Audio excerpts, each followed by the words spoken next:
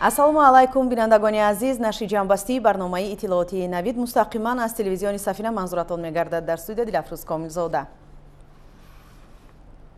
рӯзи гузашта дар шаҳри Душанбе даври ҷумҳуриявии фестивали оши палав ва таомҳои миллӣ натиҷагирӣ карда шуд. Дар ин давр аз тамоми манотиқи кишвар ошпазону кадбонуҳои бомаҳорат иштирок намуда ҳунари табохии худро ба намоиш гузоштанд. гузориши Наврӯз Сафаров дар ин хусус.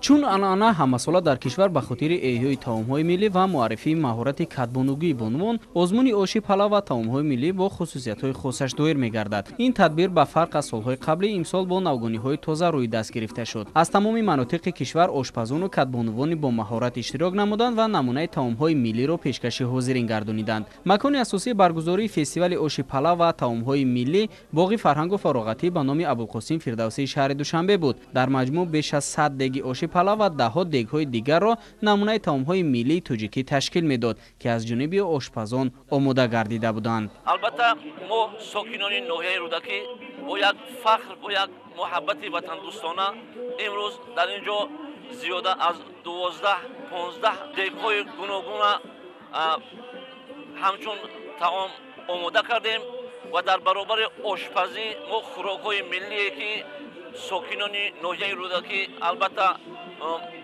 пухтупаз намуданд ба марази тамошо гузоштем.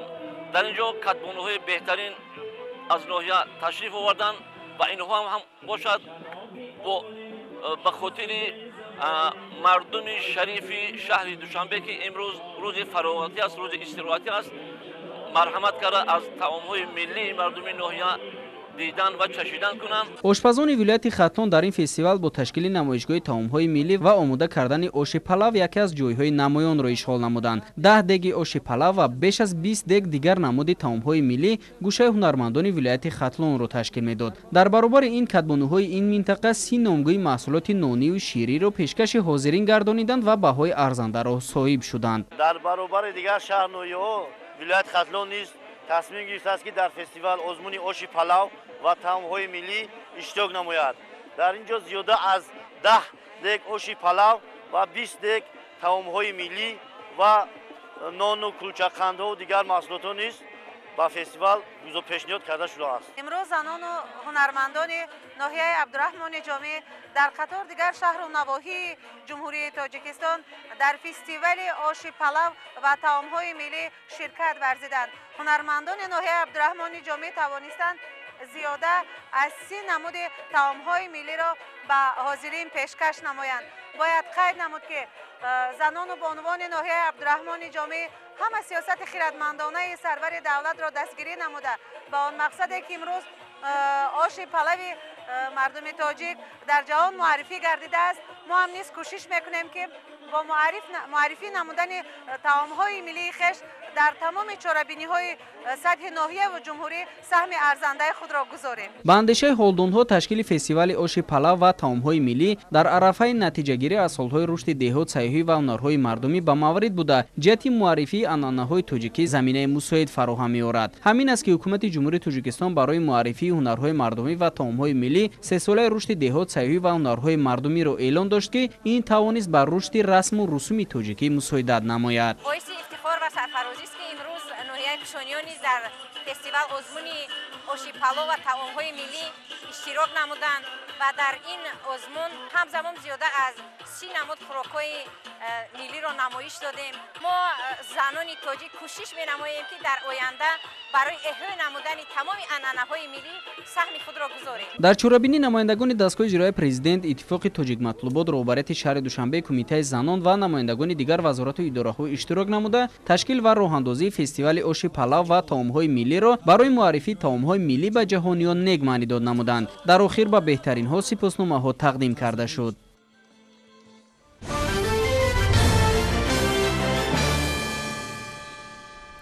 як гурӯҳ хонандагони тоҷик дар олимпиадаи байналмилалӣ дар шаҳри Анталия, Туркия иштирок намуда соҳиби мақомҳои ифтихорӣ гардиданд. ин олимпиада дар 11 равия баргузор шуд ва хонандагони тоҷик тавонистанд ки дар аксари ин равияҳо ҷойҳои ифтихориро соҳиб шаванд. аз маросими истиқболи ғолибон дар фурудгоҳи байналмилалии Душанбе ҳамкоронамон гузориш медиҳам. بعد اشتراک در 13مین المپیادای بین المللی انتالیا خوانندگان تاجیک با بهترین نشانداد برگشتند. المپیادا از روی 11 رویه از جمله فنهای کیمیا، بیولوژیا، متماتیکا، صنعت تصویری، زبان انگلیسی و روسی برگزار گردید. توجه پیوسته حکومت مملکت به ساحه معارف و در همین زمینه فراهم آوردن شرایط مناسب برای تحصیل امکان فراهم آورد که خوانندگان تاجیک در چنین چورابینی‌ها برتری بیشتر نشان دهند. خوشبختانه صاحب جای اول گشتم و در آینده میخواهم که در چنین المپیادا و آزمون‌ها زیادتر یعنی اشتراک کنم و پرچمبرداری دولت خود باشم. در دوره 13مین المپیادای بین المللی انتالیا اشتراک نموده جای یکم را از فن متماتیک سزاوار شدم. المپیادای بین المللی از 1 تا 7 نوامبر در شهر انتالیا جمهوری ترکیه برگزار گردید. در این تدبیر مهم خوانندگان تاجیک در مجموع 24 جای افتخاری را به دست آوردند. از گیمنازیای کفالت خوانندگان صاحب 14 جای شدند. ادریس رحمان در چنین المپیادای سطح بلند بار اول اشتراک نمود و با قابلیت بلند ذهنی و استعداد فوق‌العاده صیقل دادن سویه دانش خود را در آینده نیز هدف یگانه ارزیابی می‌کند. من رحمان ادریس خواننده صف 6 ب در گیمنازیای خصوصی کفالت تحصیل میکنم و در شهر انتالیا جمهوری ترکیه به المپیادا اشتراک کردم و از فن متماتیک و انگلیسی. من آینده در همین خیلی المپیاداهای بین المللی آرزو دارم که اشتراک کنم و هر یک زینه بالا رفتن گیرم و جای یکم رو گیرم. در مجموع در 13مین المپیادای بین المللی انتالیا خوانندگان از 10 دولت دنیا اشتراک نمودند. نورسان تاجیک با به دست آوردن 8 جای یکم، 9 جای دوم و 7 جای سوم در بین اشتراک کنندگان برتری نشان دادند. دانش بلند و سطح زباندانی خوانندگان тоҷик аллакай дар чорабиниҳои сатҳи байналмилалӣ собит мегардад. Я Рахмон Ахид, ученица 10 класса частной гимназии Кафулат, участвовала в международной олимпиаде в Анталии по русскому языку и заняла 2-е место. Я очень благодарна лидеру нации за то, что он нам предоставляет такие возможности. В дальнейшем я же хочу также участвовать в других олимпиадах, не только по русскому языку, но и по другим предметам, и также занять почетные места. В дальнейшем я бы хотела участвовать в таких олимпиадах, конференциях, не только в Таджикистане, но и в разных странах, и получать тоже места, и возвращаться в свою страну с гордостью. олимпиада иштирок кардам, ҷои сеюмро машғул кардам, дар оянда кӯшиш мекунем ки ҷои якумро гирем. در 13مین المپیادای بین المللی انتالیا خوانندگان تاجیک از مؤسسه‌های گوناگون تعلیمی حدود شهر دوشنبه اشتراک نمودند.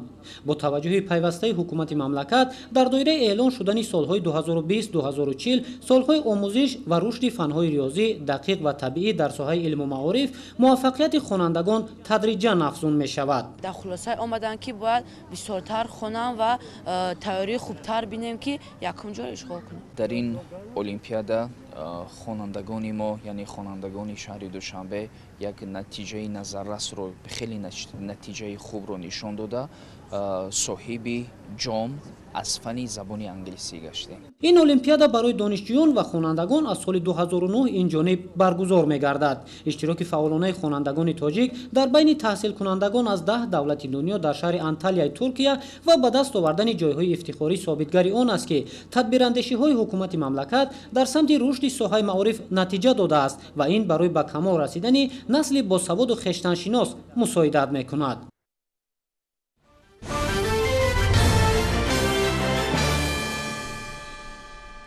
тавре хабар дода будем, дар натиҷаи заминларзаи шадиди моҳи июли имсол ба хоҷагии халқи ноҳияи тоҷикобод хисороти зиёди молӣ расида буд.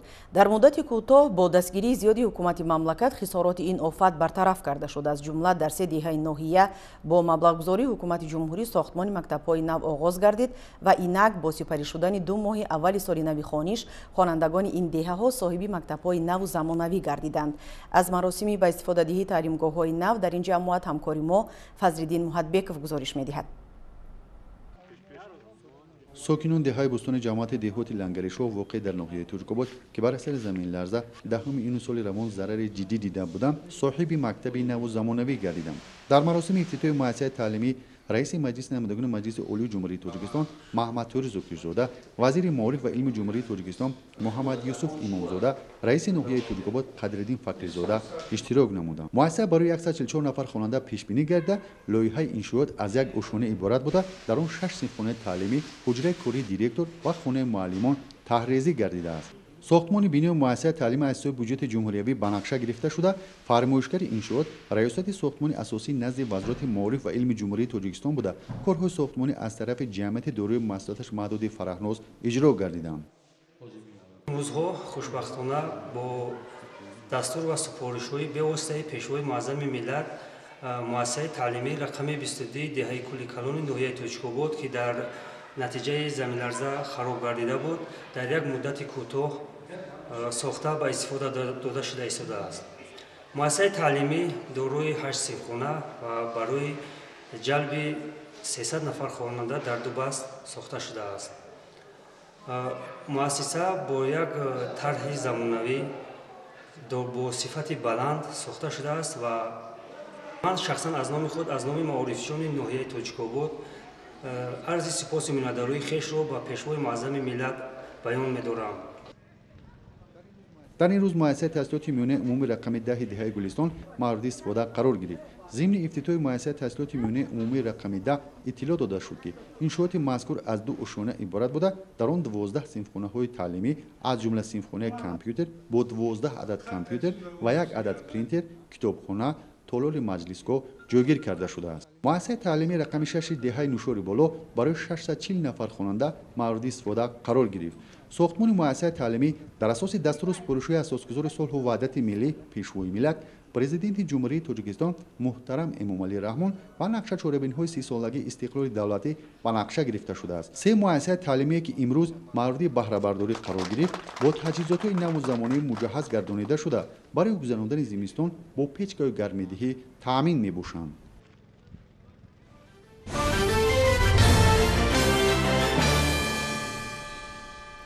با پشتیبانی از سیاست اجتماعی پرزیدنت جمهوری تاجیکستان محترم امامعلی رحمان و پیروی از اقدام‌های نجیبانه و سازنده رئیس شهر دوشنبه محترم رستمی امامعلی کمک به طبقه‌های نیازمند جامعه به حکم عنعنه درآمده است. در دایره این اقدام‌های خیرخواهانه امروز یک عائله نیازمند در شهر دوشنبه صاحب خانه استقامتی گردید. معلومات بیشتر در گزارش همکاران ما. عملی خیری رهبری جمعیت دارای مسئولیت محدود سرمنزل وکیل مجلس وکیلان خلق شهر دوشنبه محمود جان مرادوف این نوبت باعث خوشحالی فرزانه ناصر و با 5 فرزندش گردید. زیرا این صاحبکاری خیرخواه و سخاوتپیشه به این عائله نیازمند و بی سرپناه که سالهای زیاد با عذاب و مشقت زندگی میکردند خانه استقامتی زمانوی تقدیم نمود. منزل استقامتی فرزانه ناصر و در ناحیه سینای شهر دوشنبه جایگیر بوده از 3 حجره عبارت است. برای زندگی سزاوار و شایسته این عائله نیازمند صاحبکار منزل استقامتی را با تمام شرایط زمانوی از جمله اشیاء روزگار، خانش، تجهیزات و مواد مورد نیاز اول تامین نمود. در جریان تقدیم خانه صاحبکار تاکید نمود که همه اقدام‌هایی که از جانب شخصان سخاوتپیشه عملی کرده می‌شوند در پرتو سیاست خردمندانه پیشوای معظم ملت محترم امامعلی رحمان و ابتکارات رئیس شهر دوشنبه محترم رستمی امامعلی صورت میگیرند. امروز نفران نیازمند تنها نیستند و آنها زیر غمخواری دائمی سرور دولت قرار دارند. ضمن شناسایی با شرایط منزل صاحبکار به فرزندان این خانواده تاکید کرد که سرور دولت بیشتر نورسان و جوانان را به وطندوستی و میهنپروری، هویت ملی، ارجگذاری و آموختن زبان، تاریخ، فرهنگ باستانی تاجیکان، توسعه دایره دانش و جهانبینی علمی و تکنیکی و رشد علم‌های دقیق و طبیعی راهنمایی می‌نمایند. پس شما نیز هدایت‌های سرور دولت را در عمل تطبیق نموده با بهای خوب و اعلی تحصیل کنید و آینده در رشد و نموی تاجیکستان سهمی نظررس گذارید. فرزانه ناصر و مادر 5 فرزند بوده مدت 5 سالی که همسرش پرتفته دیگر سراغ نکرده است در کوچه‌های شهر آواره و دربدر بود. در جای کار نمی‌کند و با 5 فرزند خردسال در ناحیه سینا کوچه جامی 6 موقتا استقامت می‌کرد. زمانی که مبلغ اجاره را پرداخت کرده نمی‌تواند، صاحبخانه او را با 5 فرزند از در می‌راند. 5 فرزند کوارتیره با کوارتیره پل کوفته پل کوارتیره سپریده در تنهاشون نمی‌کردم نمی‌خوردیم پل کوارتیره می‌سپردیم дар берун намонем. ҳам миннатдории худро ба сарвари давлат, ба раиси шаҳри Душанбе Рустами Эмомалӣ, ба соҳибкор Маҳмудҷон Муродов миннатдории худро баён мекунам ки чунин мо камбағалонро дастгирӣ мекунад, дасти кӯмак дароз мекунад. мавриди зикр аст ки имрӯзҳо бо ҳидоятҳои сарвари давлат соҳибкорони муваффақи пойтахт саҳми муносиби худро дар ободонию созандагӣ кӯмак намудан ба ятимону барҷомондагон ва шахсони имконияташон маҳдуд мегузоранд. ёдовар мешавем ки аз ин пеш низ бо иқдоми ин соҳибкори хайрхоҳу саховатпеша чандин оилаҳои дорои имконияти маҳдуд ва ниёзманд дар шаҳрҳои Душанбе, Турсунзода, Кӯлоб ва ноҳияи Рӯдакӣ соҳиби манзили истиқоматӣ гардида ба садҳо ятиму бепарастор ва беморону барҷомондагон кӯмак расонида шуд. ба андешаи соҳибкор бо дасти ёрӣ дароз намудан ба беморону барҷомондагон оилаҳои ниёзманд ҳеҷ гоҳ дороии инсон кам намегардад, балки бо дуои хайри онҳо давлат афзун мешавад. ҳар маблағе ки соҳибкор ба даст меорад дар он ҳиссаи ятимону камбизоатон, бепарасторон ва барҷомондагон низ ҳаст.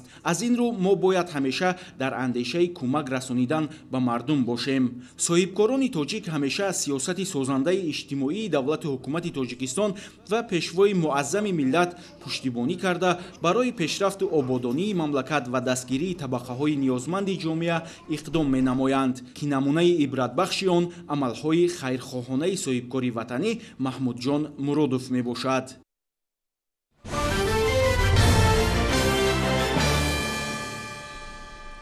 дар мамлакат даъвати тирамоҳии ҷавонон ба сафи қувваҳои мусаллаҳ идома дорад. дар як вақт сарбозоне ки аллакай ба сафи артиши миллӣ пайвастанд барои хизмати содиқонаву софдилона ба халқу ватан савганди садоқат ёд мекунанд. чунин як ҳамоиши тантанавӣ дар яке аз қисмҳои ҳарбии вазорати мудофиа дар ноҳияи восеъ баргузор гардид. тафсилот дар гузориши Хоҷа Назриев. ин ҷавонони бонангу номус барои қабул намудани қасами ҳарбӣ саф оростанд. дар қисми ҳарбии 13483 вазорати мудофиаи ҷумҳурии Тоҷикистон 6 ноябр 27-мин солгарди Конститутсияи ҷумҳурии Тоҷикистон ҷашн гирифта шуда, дар доираи ҷашнвора чорабинии қабул намудани қасами ҳарбӣ аз ҷониби навазкарон дар сатҳи баланди сиёсӣ доир гардид. ин ҷавонон ба сафҳои қувваҳои мусаллаҳи ҷумҳурии Тоҷикистон дохил гардида бо меҳру садоқати баланди ватандорӣ савганд ёд намуданд ки сарбози бошараф бо интизом далер ва ҳушёр бошанд. қасам хӯрданд ки ба халқи худ содиқ бошем, ватанро мардонавор моҳирона мудофиа мекунем. дар қисмати тантанавии чорабинӣ бахшида ба қабул намудани савганди ҳарбӣ аз номи роҳбарияти қисми ҳарбӣ барои қабул намудани савганди ҳарбӣ ва хизмат дар сафҳои қувваҳои мусаллаҳи ҷумҳурии Тоҷикистон ба сарбозон барору комёбӣ орзу карданд. мо ҷавонон ҷонибдори сиёсати пешгирифтаи ҳукумати ҷумҳурии Тоҷикистон бахусус ҷонибдори сиёсати хиратмандонаи асосгузори сулҳу ваҳдати миллӣ, пешвои миллат, президенти ҷумҳурии Тоҷикистон муҳтарам Эмомалӣ Раҳмон буда ба ватан, миллат, модар ва сарвари ҷумҳурӣ содиқона хизмат мекунем.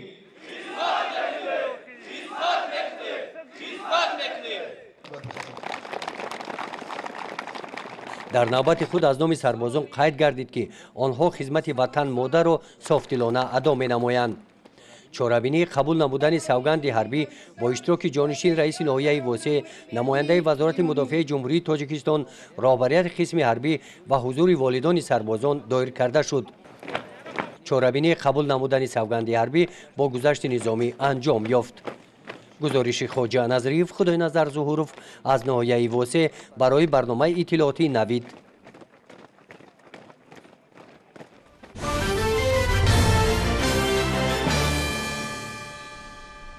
дар пойтахти мамлакат шаҳри Душанбе боз як маркази савдои байналмилалӣ бо номи Impera Home ифтитоҳ гардид.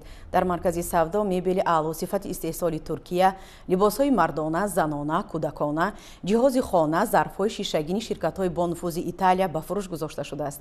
гузориши хабарнигорони мо аз рафти ифтитоҳи маркази нав омода шудааст. маркази савдои Impera Home дар кӯчаи Истаравшан 14 ноҳияи Шоҳ Мансури шаҳри Душанбе бо пешниҳоди молҳои аълосифати истеҳсоли ширкатҳои бонуфузи дунё дари худро барои мизоҷон боз кард. акнун барои мизоҷон аз ширкатҳои бонуфузи ҷумҳуриҳои Туркия ва Италия интихоби васеъ муҳайё гардид. дар рафти ифтитоҳи маркази савдо таъкид карда шуд, ки иншооти нав дар доираи солҳои рушди деҳот, сайёҳӣ ва ҳунарҳои мардумӣ бунёд карда шудааст. маркази савдо аз 3 ошёна иборат буда, дар дохили он мағозаи фурӯши либоси мардона, занона, кӯдакона, ҷиҳози ошхона, толори мебел ҷойгир мебошанд. дар маркази савдои Impero Home мебелҳо, роҳаткурсиҳои мулоим, қандилҳо ва рахти хоб ба фурӯш гузошта шудаанд. акнун нафароне ки дар ҷустуҷӯи мебели аълосифатанд, аз ин пас метавонанд онро аз ин ҷо пайдо намоянд. либосҳои мардона, занона ва кӯдакона, ки дар ин маркази савдо пешкаши харидорон гардонида шудааст, сифати хуб дошта ба тан шинаму зебо меистанд. дар оғоз меҳмонон аз намунаи ҷиҳози хона, рахти хоб, ошхона ва меҳмонхона дидан карданд. маҳсулоти маркази савдои Impero Home пеш аз ҳама ширкатҳои машҳури истеҳсоли мебел барои хонаро, ки аллакай дар кишварҳои худ муваффақ гардиданд, муаррифӣ месозад. мебел, қандилҳои ҷилодиҳанда, роҳаткурсиҳои мулоим, ҷиҳози хонаvu ошхона зебою диққатҷалбкунанда мебошанд. дар рафти ифтитоҳи маркази савдо шоу барномаи фарҳангӣ низ пешниҳоди меҳмонон ва сокинони пойтахт гардонида шуд. бояд қайд намоем, ки маҳсулоти ба фурӯш гузошта шуда дар ин мағоза нархҳои гуногунро дар бар мегирад ва мизоҷон имкон доранд онҳоро мувофиқи табъи худ интихоб созанд. ба ифтихори рӯзи кушодашавии маркази савдои Impero Home, нархи маҳсулоти ба фурӯш гузошта шуда бо тахфифи аз 10 то 20% ба харидорон пешниҳод карда мешавад. маврид ба зикр аст, ки тамоми ҷиҳоз ва либосу мебеле, ки дар ин мағоза мавҷуд аст, аз маҳсулоти сирф табиӣ омода гардида, кас худро дар он ба роҳат эҳсос менамояд. баъди ба фаъолият оғоз кардани маркази савдои Impero Home, мизоҷон ва дигар сокинони Душанбешаҳр имкон доранд то мутобиқ ба завқи худ мебел, ҷиҳози замонавии хонаву ошёна, либосҳои беҳтарин истеҳсолкунандагони брендҳои ҷаҳониро интихоб намоянд. дар ин ҷо сифат аъло ва интихоб васеъ аст.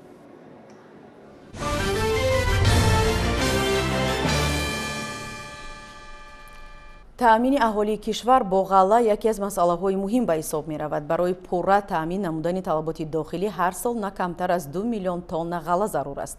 бо дарки муҳимияти ин масъала, хоҷагидорону кишоварзони ноҳияи дӯстии вилояти Хатлон дар заминҳои корам кишти тирамоҳии ғалладонагиҳоро бо истифода аз навъҳои серҳосил ба роҳ монданд. ҳамкорони мо дар ин бора гузориш омода карданд. хоҷагии деҳқонии ҷавоҳироти деҳоти 20-солагаи истиқлоли ноҳияи дӯстӣ дорои 105 гектар замини корами обӣ буда, 50 гектари онро боғот ва боқимондаро заминҳои киш ташкил медиҳад. имрӯзҳо кишоварзони хоҷагӣ бо истифода аз обу ҳавои мусоид баъд аз ҷамъоварии ҳосили дуюм кишти тирамоҳии маҳсулотро вусъат мебахшанд. кишти шолӣ буд, шолиро сари вақт гондошта гирифтем, заминро шудгор карда ҳозир мана омода кардем барои кишти гандум коридан. ҳозир мана дар ҳар як сотиқ замин 3 кило суперфосфор, 2,5 кило гандума мешапем, баъд ҷубор гирифта ометем. мо тухмиро ноҳияи Ҳисор овардем, мана ҳозир кишт кардастем дар ҳамин замин. ҳосили хуб меша, ҳар сол ҳамин ноҳияи Ҳисор мебирем, тухми хубай.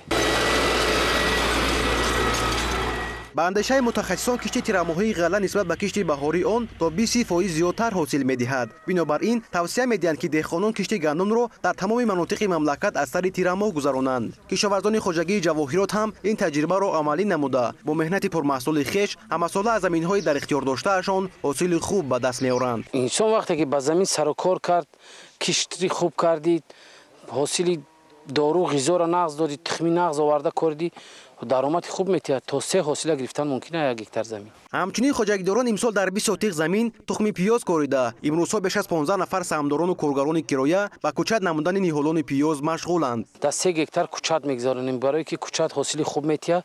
пиёзи стандарт ба бозор гузарондану баъд содирот хуб аст. майда намеша, як хел пиёз меша. ҳозир манам заминша тайёр кардем, кишти чиро мегзаронем кӯчати пиёзро. мувофиқи нақшаи пешбинӣ намудаи бахши кишоварзии ноҳия, имсол барзгарону хоҷагидорон бояд дар майдони зиёда аз 5300 гектар кишти тирамоҳии ғалладонагӣ ва беш аз 1000 гектар пиёзи барвақтӣ гузаронанд, ки то ба имрӯз таи 70% дорнамо иҷро гардидааст.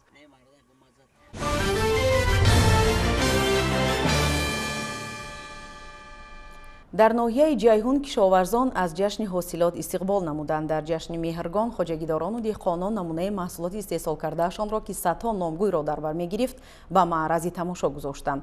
тафсилот дар гузориши навбатии ҳамкорони мо.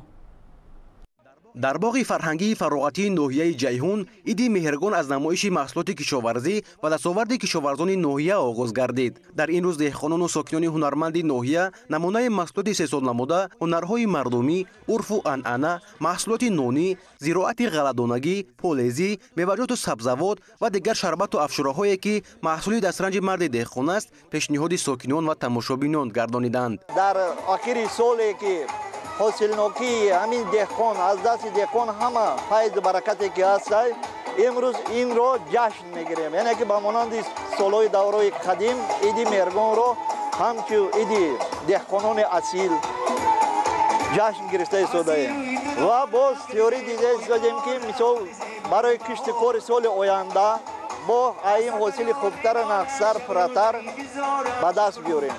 меҳмонони намоиш ба дастранҷи кишоварзон ва хони орустаи бонувони ноҳия баҳои баланд дода ин фаровониро нишона аз соҳибистиқлолӣ ва меҳнати ҳалоли марди деҳқон арзёбӣ намуданд. меҳргон ин ҷашни қадимтарини ниёгони мардуми тоҷик ба ҳисоб рафтад. ин дастархони мардум аст ки дар тирамот ҷамъоварӣ намуда онро ба пешкаш менамояд. кишоварзони ноҳия иброз доштанд ки баҳри иҷрои дастуру супоришҳои сарвари давлат дар амалӣ сохтани сиёсати аграрии ҳукумати ҷумҳурии Тоҷикистон, таъмини амнияти озуқавории мамлакат ҷиҳати иҷрои барномаҳои соҳавӣ, афзун гардонидани самараноки сесолот ва рушди инноватсионии соҳаи кишоварзии ҷумҳурӣ қадамҳои устувор гузошта истодаанд. чизе ки дар ҳамин ҷо шумо шоҳиди ҳол ҳастед, аз ҳамин меҳнати дастӣ роҳбарони хоҷагӣ деҳқони мардуми ҳамин ноҳияи ҷайҳун аст. дар кишти такрории сабзии ҳудуди ҷамъат 450 гектар кишт кардем ки аз ҳамин нархи бозор ки 1 кило сабзи аз 10 то 12 сомона баланд буд, ҳамин меҳнати деҳқонон буд ки имрӯз аз сари замин омада 1 килои сабзи 1 сом 1 сом 20 дирам бурдасанд. раиси ноҳия зимни баромади хеш сокинонро ба кӯҳантарин иди мардуми орёнажод яъне ҷашни меҳргон табрик намуда изҳор дошт ки бо шарофати истиқлоли давлатӣ ва бо ташаббуси бевоситаи асосгузори сулҳу ваҳдати миллӣ пешвои миллат президенти ҷумҳурии Тоҷикистон муҳтарам Эмомалӣ Раҳмон на танҳо иду ҷашнҳои миллӣ балки маросимҳои мухталифи мардумӣ низ аз нав эҳё гардида барои дар сатҳи баланд доир кардани онҳо шароит фароҳам омад. ман ҳамин дар хотир дорам ки аз давраи кӯдакӣ ҳамин ҳосилҳое ки ҷамъ мешиданд ба монанди гандум, картошка, умуман ҳамаи маҳсулоти хоҷагӣ қишлоқа ҷамъ карда ҳамон ҷанда нишон медоданд, шиора медоданд, ҷамъ ҷудо карда мемонданд ки барои кишти кори наврӯзӣ барои соли оянда. дар фароварди барномаи идона як гурӯҳ кормандони соҳаи кишоварзӣ, сарварони хоҷагиҳои деҳқонӣ ва дигар шахсоне ки дар истеҳсол ва ҷамъоварии маҳсулоти кишоварзӣ саҳми арзанда доранд бо ифтихорномаву тӯҳфаҳои хотиравӣ сарфароз гардонида шуданд.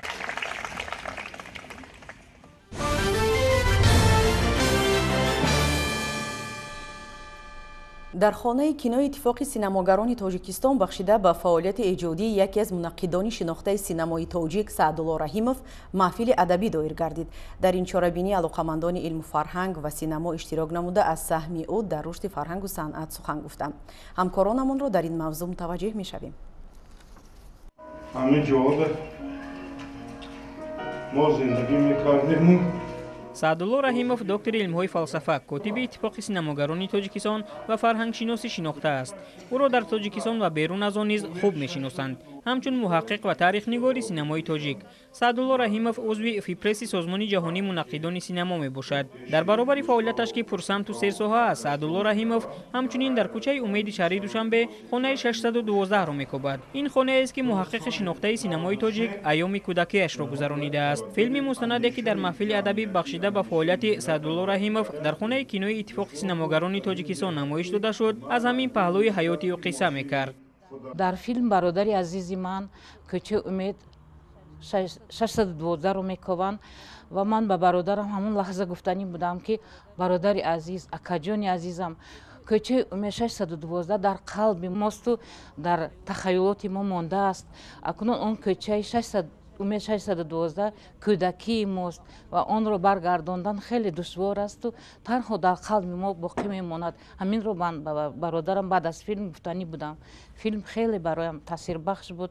миннатдорам аз таҳиягарон, кормандони ҳамин فیلم.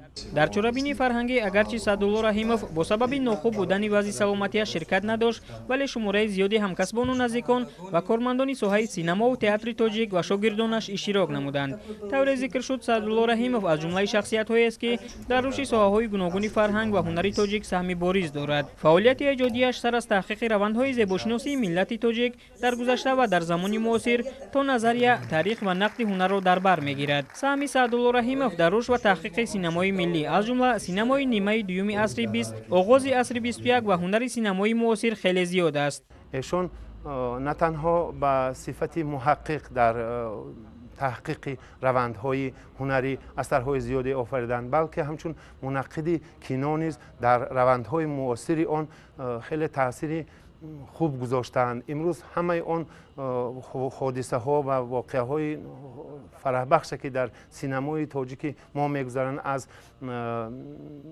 پیدا شدن چهره های نو در سینما، روندهای نو تا فستیوال های سینما، بزم های بین المللی، در آنها سهم استاد سعدالله رحیمov خیلی زیاد می باشد.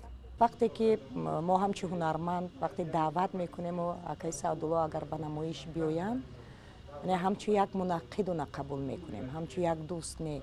و بعد از نمایش، اگر نخست نمایش باشد، بعد از نمایش البته پرسان میشویم و فکر و عقیدهشان همیشه در مغزمان جا میکنیم و عمر دراز پربرکت خواهانم، ایجادیاتشان از این هم بالاتر و بالاتر باشد، یعنی با نوشته های خود، با ارادهای میگرفته خود باید کاری کنند که جامعه امروزه ما پیش روند، همیشه سربلند و خانه آباد باشند. طور گفته شد فعالیت ایجادی سعدالله رحیمov گوناگون پهلو است. او هم در کینوستودیای تاجیک فیلم فعالیت کرده است و هم در اکادمی علم‌های جمهوری تاجیکستان. در برابر این امروزها سعدالله رحیمov در مؤسسه‌های عالی تعلیمی به شاگردان درباره فرهنگ و صنعت درس میگوید. یعنی نوبسته از کمی ناخوب بودن سلامتیش کوشش میکند که در رشد فرهنگ و صنعت تاجیک کار کند و سهم خویش را در رشد جامعه گذارد. وارد میشیم به کوچه امید. از روی گفتی اون موقع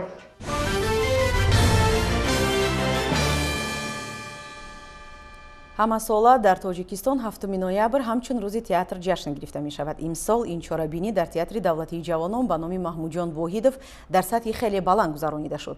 дар баробари ин дар театрҳои дигар шаҳру ноҳияҳои кишвар низ аз ин сана ба таври шоиста истиқбол карданд. аз ҷумла ҳунармандони театри вилоятии масака мусиқӣ ба номи сайдали варизодаи шаҳри кӯлоб дар рӯзи таҷлили иди касбияшон намоишномаи кавсанро манзури ҳаводорони худ намуданд. идомаи мавзӯъ дар гузориши ҳамкорони мо аз шаҳри кӯлоб. در تئاتر ولایتی مسکه موسیقی به نام سیدعلی ولیزاده شهر کولاب از روز تئاتر تاجیک استقبال کردند. سردار بخش ریاست فرهنگ ولایت ختلان در شهر کولاب، معاون رئیس شهر شاعره خاصیت ولیزاده، اهل هنر و حاضران را با این صحنه فرخنده تبریک گفتند.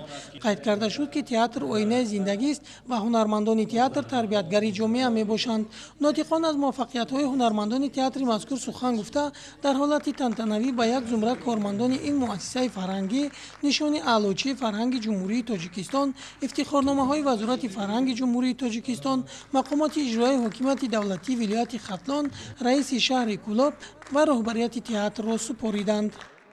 سالهای طولانی است که در این تئاتر کار و فعالیت کرده ایستادم. وقتی که ما به تئاتر قدم اولین خود را گذاشتیم سالهای 71 بود.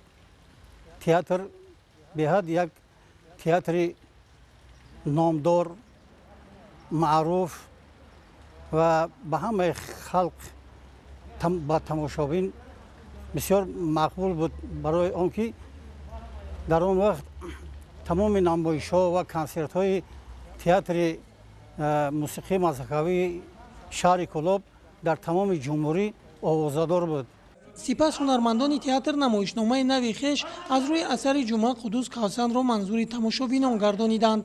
نمایشنامه خیلی جالب و دیدنی و تربیوی بود. در آن موضوع پرخوری استفاده از منصب، تهمت، بدبختی و بدکاری نمایش داده شد. اکثر تماشابین نمایشنامه را جوانان تشکیل می‌دادند و به هر یک صحنه هنرمند نقش اجرا شده اهمیت ظاهر می‌کردند.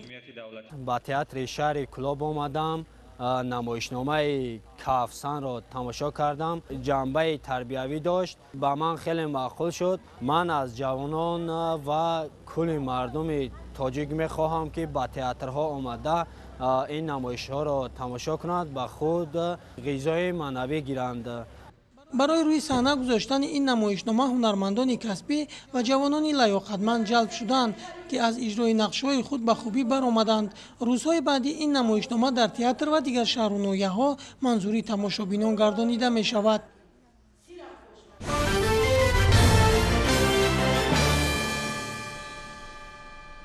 фестивали мусиқавӣ дар штати техаси амрико бо фоҷиа анҷом ёфт. дар ин ҷо ҳангоми кушодашавии фестивал издиҳом ба амал омад ва дар пайи он чандин нафар ҷон бохтанд.